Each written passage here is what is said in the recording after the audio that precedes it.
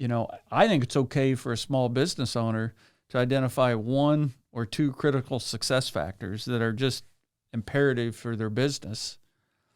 Establish one or two goals to make sure that you drive and get that factor taken care of. So in my case, my home health care, it's about labor. I've had here as of late, I've had clients that have called me looking for my services, and I haven't been able to provide it. Why? Because I don't have enough caregivers.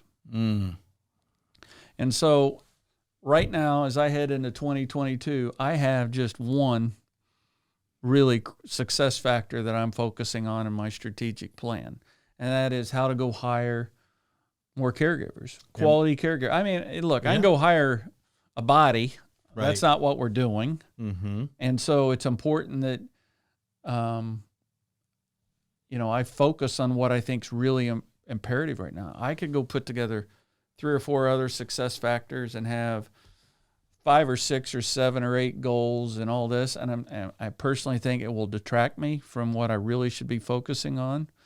And so, so in my case, the labor pool of the labor shortage and the issues of 2021 is what's impacting what I'm going to do in 2022 with my particular strategy. And as you climb the layer of the pyramid from the critical success factor to the goal that you have, which is to hire more really good caregivers, what is your strategy to make it happen in 2022? Well, one, assess what I've done in 21, which would have been a little bit of part of the year-end review, but what worked well for me, what didn't, and try to check and adjust. So a lot of, obviously, referrals have helped tremendously, so we're going to go back and look at how I can strengthen that. At the end of the day, that year-end review, some of your strategies may be, how do I play my strengths?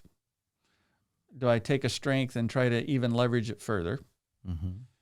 Or a weakness, why was I weak last year, and what can I do to either mitigate that or turn that weakness into a strength?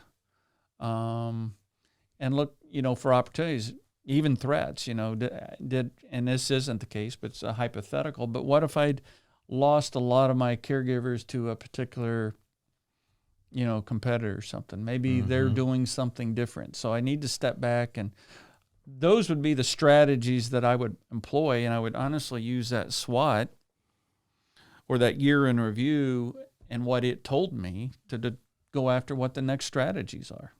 How about one's target market?